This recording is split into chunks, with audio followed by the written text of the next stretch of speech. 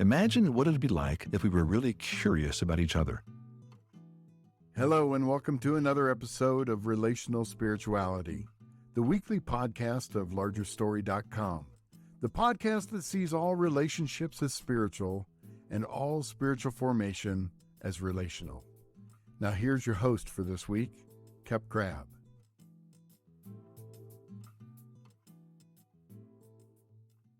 Welcome, everybody, to Relational Spirituality. I'm your host today, Crabb, the podcast of Larger Story, where you get to belong, be known, and become who you're supposed to be. I'm joined today by a good friend of mine. We were having breakfast a week or two ago and just having a really good conversation and talking about a bunch of different things. And I said, why don't you join me on a podcast today? So I'm going to introduce a friend of mine. Roosevelt Leslie's joining us today. Rose, thanks for joining me today, my man. Oh, thank you for having me. It's a pleasure, for sure. When we were chatting a week or two ago, whatever it was, we were having a conversation that I think where it was an iron sharpening iron conversation. I left that breakfast encouraged. One of the things that we were chatting about is some of the stuff you're doing now to disciple younger kids. You're a basketball coach. You do some things like that. You work at a local high school here in the Denver area. But tell me what that looks like on a day-to-day basis with you, bro.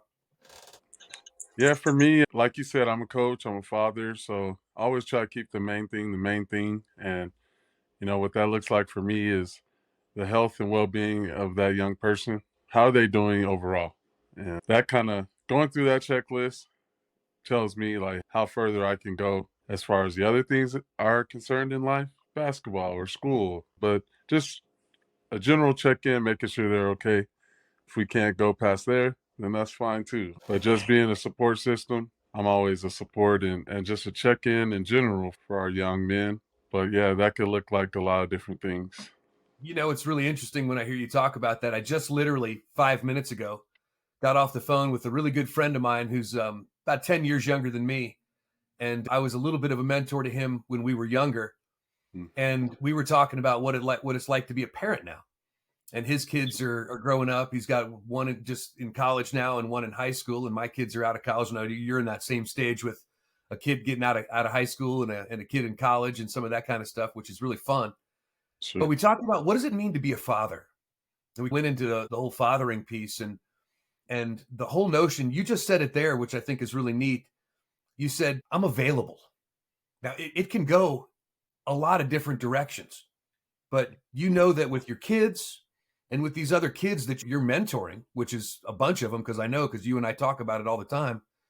I think you just being present, being with, being there. Talk a little bit about that, bro, because that's something that I think you do really well. The inviting people to know that I'm here if you need me. For sure. Within all the structure stuff that you have as a coach and father, like you said, being available is very important.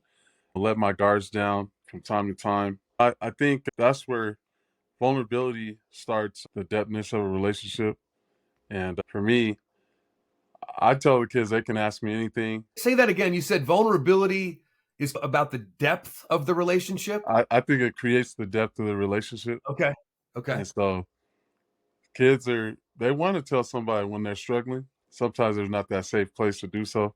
So they might hold it in. It might come out as anger or it might come out as many different emotions. And I think every kid needs a safe place, an adult, a trusted adult in their lives, whether that's a teacher, a coach, a parent.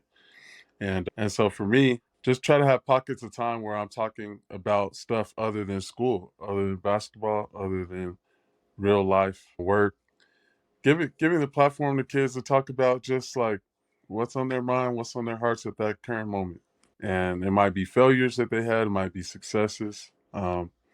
I know my son and his friends in our school had homecoming this past weekend. So Jay just asking them, hey, you going on a date with anyone? And just being open.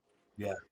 It seems like, too, for some of these kids that you're working with, and certainly for your own two boys, you've got a real vision for them and what you'd love to see them be and what their potential really could be and how you've poured into that. And I think you've done that, too, with some of these other kids. Something that stands out as I think about your life a little bit, Rose, is you've got guys on your right side who you're mentoring, and you've got guys on your left side who you're being mentored by. You've That's right. said that's so it's really a two-way deal. And I was talking with my friend just a little bit ago how at some point you got to realize that you're going to be on that mentoring side where you're getting older. You become the old man of the group. And nothing's wrong with that. And I think I'm stepping into that a little bit now in my getting a little bit older here. But I still have a couple of older guys that pour into me that I get a chance. They're 20 years my senior, and I get a chance to ask them any question because they're available. For And then sure. I've got guys younger than me, like yourself, who hopefully I get a chance to. But it's amazing, bro, how much you pour into me as well. It's such a Okay. two-way street. Even that breakfast we had, which is what inspired this podcast today. Hmm. I said, I have to have a conversation with you on the podcast. We've talked about some things like this. I think we did a webinar a few years ago or something like that. But to have you talk about relational things and how you can kind of cross generationally disciple and mentor some of these younger people that are in such need of a mentor, of someone they can look up to. Definitely. As you think about your own kids, Hmm. and one of the things we're talking about this last quarter, we just got done talking about Soul Talk. And I know you've read this book, Soul Talk, and that kind of gives you some handles on how to have these kind of conversations beneath and thinking with a passion, thinking vision as you're having a conversation and thinking curiously. What makes you tick? Asking a lot of questions. And now we're moving into the book on prayer, Papa Prayer. And this is what you and I talked about Hmm. last week at breakfast. How's your prayer life right now? Wow. For me, to be honest, I can't live without it. And for me, that just looks like just a conversation with God when I wake up, when I go to sleep, and pretty much giving him everything that I have. I don't want to. I try not to wake up with any burdens and try not to go to sleep with any burdens. So he gets a higher pay grade for me to give that stuff to him. So I just say like a conversation. I'm at a healthy place to just have conversations with God and our creator, and I can't do without it. Yeah. Yeah. I sensed that the morning we were chatting, and the way you were talking about prayer was very encouraging to me because there's not a lot of young guys that's a confusing part of people's lives. Their prayer life is sometimes challenging. And so what does it mean to have, and I know that it's not always super gratifying and satisfying, but what does it mean to have a relationship with the God of the universe who you're talking to? And I think that's something that blows my mind, that I actually have the Spirit of Jesus in me that gives me access to the Father in a way that my prayers are actually being heard. And one of the things we talk about in the Papa Prayer, which we're talking about this last quarter, is what does it mean to present yourself in a way that says, I'm being honest where I'm at. I'm not in a good place. Or like you just said, you're in a good place. I love hearing that. That's awesome. For sure. And then to attend to where you are, and then to purge what's blocking you from knowing the Father better, and then approach God the Father as your deepest desire. And the doors that seems to open for the Holy Spirit to do his thing and maneuver is just supernatural, is the only thing I can think of. For And I sure. saw that in your face the other day as we were talking, because you were talking about praying for your boys. Is there got some decisions coming up with colleges and Uh-huh. different life decisions? And I asked, how do you pray for your boys nowadays? I can't remember exactly what you said, but it was profound. Tell me, unpack that a little bit again. Yeah, I don't remember the specifics of that conversation, but you know how I go about prayer with myself and my boys. Is first just presenting where I am with God, thanking Him for who He is, asking Him questions, basically guiding. I use prayer as a roadmap. I pray for wants and needs, but I also talk to God about the hard stuff as well. And so that way, when I'm not wanting to come to Him, I know that I can because the difficulties of life navigate me towards Him as well. But for my boys specifically, just praying for school, their relationships, that they basically will have the same yearning to talk to God as I do, and that God brings through their circumstances in life and daily matters, school, sports, that He will remind him of who He is. Wow. Uh-huh. You're just reminding me of the importance of good fathering. For sure. And that's not to diminish the importance of good mothering, because I think kids need a good mother and a good father. Definitely. But you're leaning into that, and you're actually taking that role on with other people as well, because that's what coaches do. You've had coaches. If you can sit now and think, who are the 2 or 3 or 4 guys or people that have influenced your life, that you would say, this person walked with me at a time, or this person has his life or her life has impacted me in a way that is what you're trying to do now. Could you think of those kind of people? Yeah, for me, the people that are like life changing that have been right beside me, like you said earlier, are those people that are mentors. And maybe they weren't my coaches or the teachers, but they were life people that poured into me, asked me tough questions. They held me accountable. Even people like yourself, meeting with you for breakfast and talking about our relationship with Christ. People like Brian Ford and Yeah.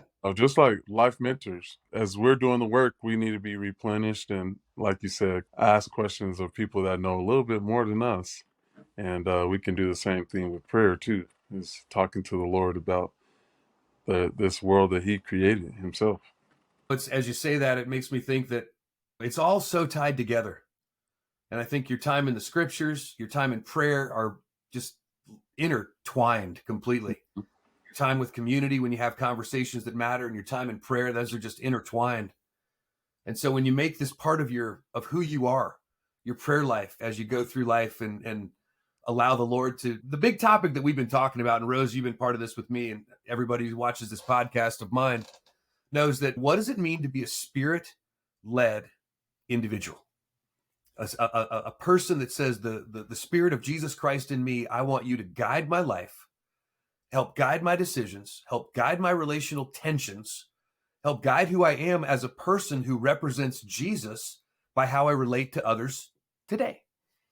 And that's been the question that's just been on my mind so much. And I know prayer is such a huge part of that. Hmm. And I know Dad wrote this book, of Papa Prayer, because he was confused about prayer. And he felt his prayer life was oftentimes really weak. And so you dive into that and you explore and dive into that mystery.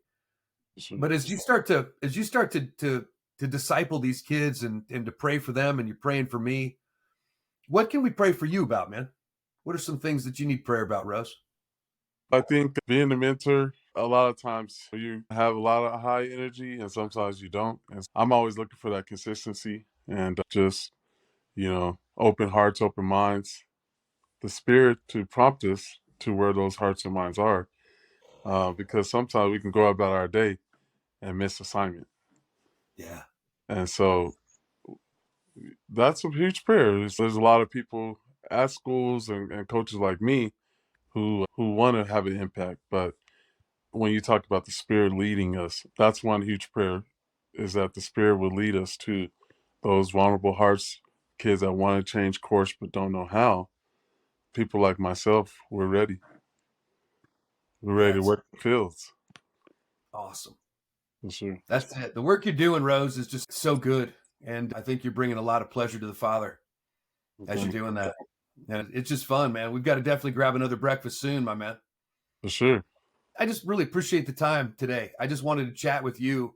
We have these conversations, and I get a chance to have a lot of them, but there's just a few guys that I really enjoy just sitting and just hashing things out with. And you're one of them. And we've done that for a long time now, and that's been fun. And I hope it continues, my brother. I appreciate you and the work that you've invested in my life. And man, love all your dad's books, and Papa Prayer is definitely one on my shelf that I pull down from time to dial in to God and seek His presence. So appreciate that. The Papa Prayer. If you guys don't have it, get one today at largerstory.com. We've got plenty of them for you. We'd love to get you one. Roosevelt Leslie, thanks for your time today, my man. All right. If you like what you heard today, hit the like button just below. Then come back by subscribing to our podcast channel. For more resources on relational spirituality, go to our website at largerstory.com.